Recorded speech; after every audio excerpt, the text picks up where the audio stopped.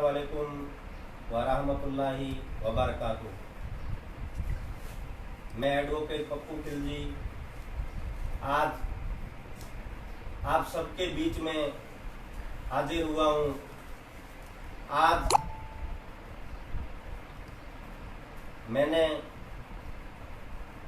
अपने साथियों की राय के अनुसार एक पश्चिमी राजस्थान में नया संगठन बनाने का जो इतने महीने से विचार विमर्श चल रहा था, आज उसको अमल में लाया जा रहा है। कई साथियों का एक मेरे से सवाल था कि पप्पू खिलजी साहब, आपने आज का ही दिन क्यों चुना?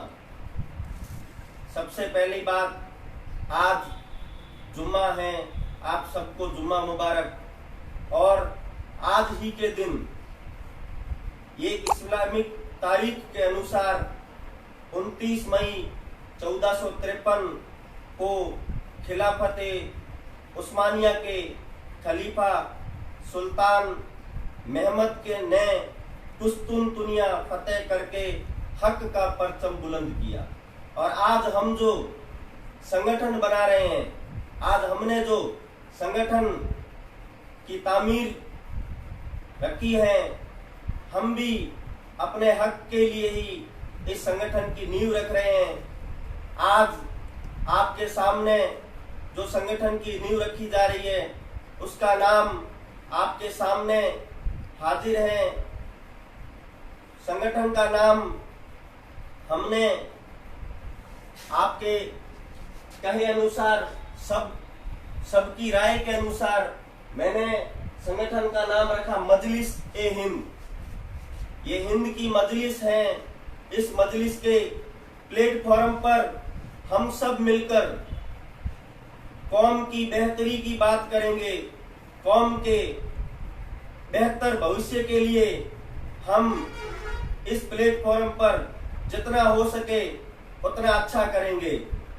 मैं पप्पू खिलजी खुदा को हाजिर नाजिर मानकर आपसे वादा करता हूं कि इस संगठन के प्लेटफॉर्म पर मैं आप सबके साथ कौम के लिए हर संभव, हर जगह जहां पर मेरी जरूरत होगी, जहां पर कौम का एक बच्चा भी मुझे पुकारेगा, युवा पुकारेगा और बुजुर्ग पुकारेगा, तो मैं आप सबके बीच में बिल्कुल लब्बैक कहते हुए हाजिर रहूंगा।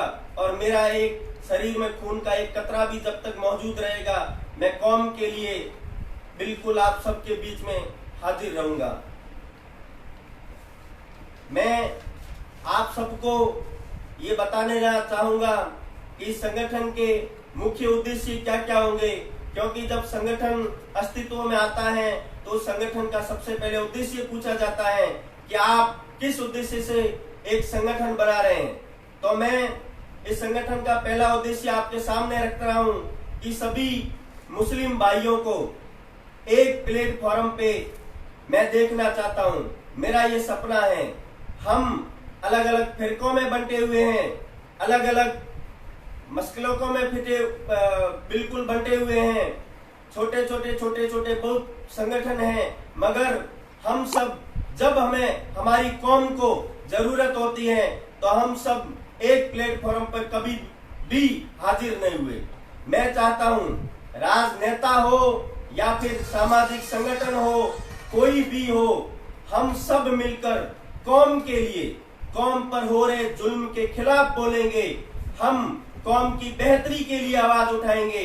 आज हमें एक प्लेटफॉर्म पर आने की जरूरत है। हमने देखा है पहले कि कई आंदोलन हुए और उन आंदोलनों में, छोटे छोटे जातीय आंदोलनों में हमने देखा कि उन्होंने बिल्कुल अपनी बात सरकारों से मनवाई, मगर हम एक मुस्लिम आरक्षण की भी आवाज आज तक नहीं उठा सके। और आज से पहले जिन जिन जातियों ने आरक्षण की बात की, उन्होंने अपनी बिल्कुल हक की बात मनवाई। और जब SC/ST एक्ट में छेड़छाड़ हुई थी तो आप सभी ने देखा था कि बिल्कुल वो समाज एक प्लेटफॉर्म पर खड़ा हुआ और सरकार को पीछे हटना पड़ा। और आज हम देख लीजिए बिखरे हुए हैं, इसलिए कि सरकार हमेशा हमारे ऊपर जुल्म करती रही और हम उस जुल्म को सहते सहते आ रहे हैं। बात 3 तलाक की हुई, बाबरी मस्जिद की हुई, इसके अलावा भी ऐसे कई मामले हुए जहां पर मुसलमानों पर जुल्म हुए और हम सहते गए। एनआरसी, सीएए और एनपीआर की जब बात हुई तब हम सब लोगों ने बिल्कुल एक प्लेटफॉर्म पर खड़े होकर और इस बिल का विरोध किया था। आगे भी हम इन ऐसे बिलों का विरोध करेंगे। आप सब जानते हैं कि जब हमारी बहन बेटियां शाहीन बाग का आंदोलन कर रही थी, उनको हमारी जरूरत थी। जितना हो सके हम सब ने मिलकर उनका सहयोग किया और आगे भी हम चाहते हैं कि ऐसे सहयोग हम हमेशा करते रहें। लॉकडाउन हुआ, आप सब जानते हैं, महामारी की घोषणा जब बताया गया कि भारत में भी कोरोना महामारी आई है, सबने मिलकर सहयोग किया और बिल्कुल मैंने भी अपनी हैसियत अनुसार अपने युवा साथियों के साथ मिलकर जितना हो सके हर संभव जरूरतमंदों तक जितनी हो सके सहायता पहुंचाने की कोशिश की। ऐसे प्लेटफॉर्म पर हमने और भी कई काम किए हैं। अभी दिल्ली में जो दंगे हुए उसमें मैं खुद गया था, आप सबकी जो सहयोग राशि हमें प्राप्त हुई थी वो लेकर और उन तक पहुंचाने का काम किया। इससे पहले भी मैंने जब केरल में बाढ़ आई उस समय भी आप सबकी दुआओं से मैं वहां केरल पहुंचा और उन सब के बिल्कुल आप सबकी जो दी हुई राशि थी उन सब तक मैंने पहुंचाने का प्रयास किया। छोटा छोटा सब जब भी कोई काम हुआ, उसके अलावा भी जब जब मुसलमानों पर जुल्म हुआ, मॉब लिंचिंग की घटनाएं हुई, उस समय मैंने आप सबके सहयोग से आप मुसलमानों की आवाज को बुलंद करने का काम किया। यह आप सबका बड़प्पन है कि आप सबने मुझे चुना और मुझे आगे लाए और आप सबके बड़प्पन की वजह से आज मैं इस जगह पर बैठा हूं। आप सभी की दुआओं से आप सबने मुझे अपना समझा और मैं आप सबके सहयोग से ही इस प्लेटफॉर्म पर पहुंचा हूं। मैं संगठन के उद्देश्यों के बारे में आप सबके सामने कुछ बातें बताना चाहूंगा कि हमारे संगठन के उद्देश्य क्या है। पहला, संगठन का हमारा यही उद्देश्य है कि सभी मुस्लिमों को एक होना पड़ेगा, सभी को एक प्लेटफॉर्म पे लाना। हर घर से एक सदस्य को हम मजलिस-ए-हिंद में आप सबसे मांग करते हैं कि आपके हर घर का एक सदस्य मजलिस-ए-हिंद का हिस्सा होना चाहिए। हम मजलिस-ए-हिंद के प्लेटफॉर्म से बिल्कुल मुस्लिम समाज की बेहतरी की हमेशा कोशिश करेंगे। हमें भले ही राजनेता हो, भले सामाजिक मंच हो, हम सबको जब कौम को जरूरत पड़े तो हम सबको एक प्लेटफॉर्म पे आना है। दूसरा, कौम में किसी पर अगर जुल्म होता है, बेवजह किसी मुस्लिम भाई को परेशान किया जाता है, जैसे कि मैं कई बार देखता हूँ, छोटी छोटी ऐसी कई घटनाएं होती हैं और बड़ी घटनाओं का रूप लेती है। मॉब लिंचिंग की घटनाएं होती है और मुस्लिम भाइयों को मौत के घाट उतार दिया जाता है। छोटी 4 दिन गम होता है, देश के अंदर आंदोलन होते हैं, मगर हम सब 4 दिन के बाद में भूल जाते हैं, उसके परिवार को भूल जाते हैं कि उसके परिवार पे आज की तारीख में क्या बीत रही है, उसके बच्चों पर आज की तारीख में क्या बीत रही है। तो मैं आपको बताना चाहूंगा कि मजलिस-ए-हिंद ऐसे परिवारों को गोद लेगा, ऐसे परिवारों के लिए जितना हो सके हर संभव मदद करने की हम कोशिश करेंगे। और जिनको प्रताड़ित किया जा रहा है उनके लिए मैं पप्पू खिलजी ये वादा करता हूं कि मुझ तक आप आवाज पहुंचा दीजिएगा। मैं आपकी एक आवाज पर लब्बैक कहते हुए, भले 1000 किलोमीटर हो, भले 500 किलोमीटर हो, भले 100 किलोमीटर हो, रात देखूंगा ना दिन देखूंगा, पैरों में चंपल या जूती नहीं पहनूंगा, सबसे पहले आपके बीच में हाजिर होने की कोशिश करूंगा। और जिन मुस्लिम भाइयों को सरकारी योजनाओं का लाभ नहीं मिलता है, बिल्कुल हमारे तक आप अपनी बात पहुंचाइए। हम सरकार की आंख में आंख डालकर बात करेंगे और आपकी बात को पहुंचाएंगे और आपको अपना हक दिलवाने की पूरी कोशिश करेंगे। मुस्लिम आरक्षण की पुरजोर आवाज उठाएगा मजलिस-ए-हिंद संगठन। मेरी दिली तमन्ना रही है कि हमेशा कि मुस्लिम आरक्षण जातीय आधार पर एजुकेशन के आधार पर हमें बिल्कुल मिले। महाराष्ट्र सरकार ने मुस्लिमों को आरक्षण दिया है, उसी तर्ज पर राजस्थान में भी मुस्लिमों को आरक्षण मिले और हर राज्य के अंदर, पूरे देश भर के अंदर ये मुहिम चलाऊंगा। आप सभी का मुझे सहयोग चाहिए। आप मुझे ताकत दो, इंशाअल्लाह मैं आपको ताकतवर बनाऊंगा। आगे मैं कहना चाहूंगा कि हर वो मुस्लिम जिसने इस देश के लिए अपनी जान गंवाई, सेना में हो या पुलिस अधिकारी हो, कोई भी, उनको बिल्कुल शहीदों का सम्मान दिया जाएगा और उनकी वफात के दिन को शहीदी दिवस के रूप में मनाया जाएगा। मुस्लिम एजुकेशन की बात हो, दीनी और दुनियावी तालीम, दीनी तालीम हमारा फर्ज है और दुनियावी तालीम हमारी जरूरत है। इन दोनों को देखते हुए फर्ज और जरूरत, इन सब पर तालीम का काम किया जाएगा। सबको, कोई गरीब, कोई जरूरतमंद, कोई ऐसा आदमी, कोई बच्चा ये ना सोचे कि बिल्कुल मैं आज की तारीख में पढ़ना चाहता हूं और मुझे किसी प्रकार का संसाधन की जरूरत है और मुझे वो संसाधन नहीं मिल रहे। इंशाअल्लाह आप सब दुआ कीजिए कि मजलिस-ए हिंद के हक में, कि मजलिस-ए हिंद हमेशा आपकी जो आशाएं हैं उन आशाओं पर खरा उतरने की पूरी कोशिश करेगा। गरीब, दबे कुचले, विधवाएं, तलाकशुदा, अनाथ, अपंग लोगों के लिए मजलिस-ए हिंद अपनी तरफ से इंशाअल्लाह पेंशन की व्यवस्था करेगी। आप जहां पर ऐसी कोई परेशानी आती है उन सब के लिए। मुस्लिम युवाओं को रोजगार के अवसर प्रदान किए जाएंगे। मुस्लिम महिलाओं को कहीं पर भटकना ना पड़े, स्वावलंबन रोजगार योजना शुरू की जाएगी। और सबसे जो अहम बात है, जो अहम मुद्दा है, वो ये है कि इस्लामिक इतिहास, जो इस्लामिक इतिहास है उससे कौम की जो युवा पीढ़ी है उसको रूबरू करवाया जाएगा।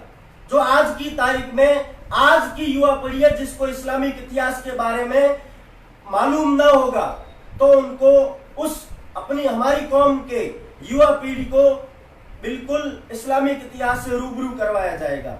सामाजिक कुरीतियां, ये हमारा अहम मुद्दा है समाज के लिए, हमारी कौम के लिए।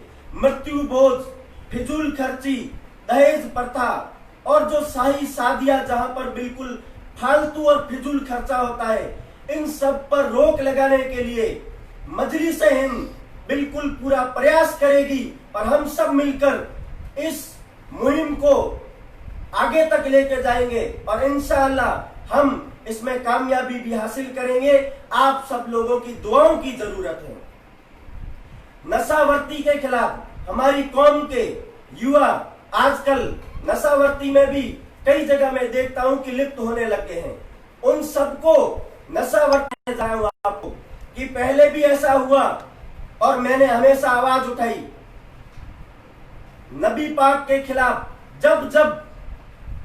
जब नबी पाक के खिलाफ असामाजिक तत्वों ने किसी प्रकार की अभद्र टिप्पणी की, मैंने कभी इस चीज को सहन नहीं किया और उनके खिलाफ मैंने पुरजोर आवाज उठाई और ऐसे असामाजिक तत्वों को जेल पहुंचाने तक का मैंने काम किया। ये सब आपके साथ और आपकी दुआओं के कारण हुआ है। मैं यही कहना चाहूंगा आपको कि आगे भी इसी प्रकार कभी भी नबी साहब के खिलाफ ऐसी कोई टिप्पणी करता है, इस्लाम के खिलाफ कोई टिप्पणी करता है, कभी मुस्लिम समाज के खिलाफ कोई टिप्पणी करेगा तो बिल्कुल हम उसको बर्दाश्त नहीं करेंगे। और संविधान के अनुरूप जिस प्रकार से पहले भी हमने कार्रवाइयां की है, आगे भी हम ऐसी कार्रवाइयां करेंगे। हम बिल्कुल इस चीज को बर्दाश्त नहीं करेंगे। जो लोग जहर उगलने वाले लोग हैं, इनके खिलाफ हमारी मुहिम पहले भी स्टार्ट थी और आगे भी ये मुहिम हमारी स्टार्ट रहेगी।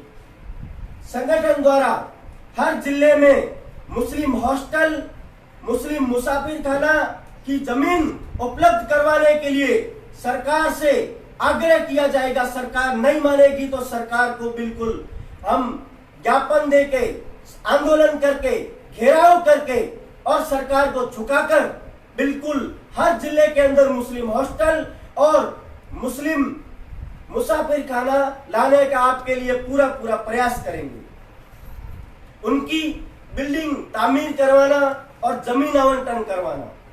हमारा अपना अखबार होगा, बिल्कुल हमारी खुद की आवाज बुलंद होगी, आपकी आवाज बुलंद होगी, हम सबकी, हमारी कौम की आवाज बुलंद होगी। हमारी कौम का कोई भी आदमी अपनी बात रख सकता है हमारे अखबार के द्वारा। और हम अपने अखबार में, क्योंकि हम देख रहे हैं आजकल ये न्यूज वाले, ये चैनलों वाले कभी हमारी आवाज को आगे नहीं आने देते, हमारी आवाज को दबाया जाता है। तो उसी को देखते हुए हमारा अपना अखबार होगा, हमारा अपना न्यूज चैनल होगा। हम अपने न्यूज चैनल पे आवाज उठाएंगे और इसके द्वारा ही मुस्लिमों की आवाज को दबने नहीं दिया जाएगा। मैं यही आपके सामने कहना चाहूंगा कि आज जो मजलिस-ए हिंद की स्थापना हुई है, आप सभी लोग इस मजलिस-ए हिंद से जुड़े। हम सब कौम की बेहतरी के लिए हमेशा हर संभव प्रयास करेंगे। पूरे देश में मजलिस की शाखाएं होगी। हम सब मिलकर कौम के लिए और कौम को मजबूत बनाने का प्रयास करेंगे और बिल्कुल हर सरकार के अंदर हमारा नुमाइंदा होगा। उसके लिए हम जो हमारा हिस्सा है वो हिस्सा मांगेंगे कि बिल्कुल हमारा भी आदमी हर पार्टी के अंदर, हर संगठन के अंदर हम अपनी ये चीज मांग करते हैं। क्योंकि हमारे लोग आपको वोट देते हैं तो बिल्कुल हमारा, आपका भी हक बनता है कि आप हमारा जनप्रतिनिधि चुनने का बिल्कुल हम प्रयास करें। मैं आप सबसे यही कहना चाहूंगा कि आप सब दुआ करें मजलिस-ए हिंद के लिए। पूरे देश के अंदर मजलिस-ए हिंद की शाखाएं फैले, मजलिस-ए हिंद हर जिले में, हर कस्बे में कार्य करे। आप सब जानते हैं कि पप्पू खिलजी ने आपसे वादा किया है, तो मैं कभी वादा खिलाफी नहीं करता हूं। मैं आपके से वादा करता हूं और उस वादे को मरते दम तक निभाऊंगा। मैं फिर से कहता हूं कि मेरे शरीर के अंदर खून का एक भी कतरा मौजूद है, तब तक मैं कौम के लिए अपनी जान देने के लिए तैयार हूं। कौम के लिए मेरी जान हाजिर है और मेरी जान कुर्बान है। मैं आप सभी को यही एक इल्तिजा करता हूं कि हम सब मिलकर एक प्लेटफॉर्म पे आए और बिल्कुल कौम की बेहतरी के लिए एक काम करें और कौम की बेहतरी, कौम को एक करने के लिए, सभी को इस संगठन से जुड़ने का प्रयास करने के लिए हम बिल्कुल तैयार रहेंगे। आप सब देख रहे हैं हमारा ये लोगो है मजलिस-ए हिंद का और हमने ये झंडा भी बनाया है आपके सामने। ये मजलिस-ए हिंद का झंडा होगा हमारा। इस झंडे, इस बैनर के तले हम बिल्कुल मजलिस-ए हिंद को मजबूत करेंगे और हमेशा आपने सहयोग दिया है, आशा के अनुरूप आप आगे भी मुझे इसी प्रकार सहयोग देंगे और इस सहयोग की मैं अपेक्षा भी करता हूं। बहुत बहुत शुक्रिया, बहुत बहुत धन्यवाद। अल्लाह हाफिज।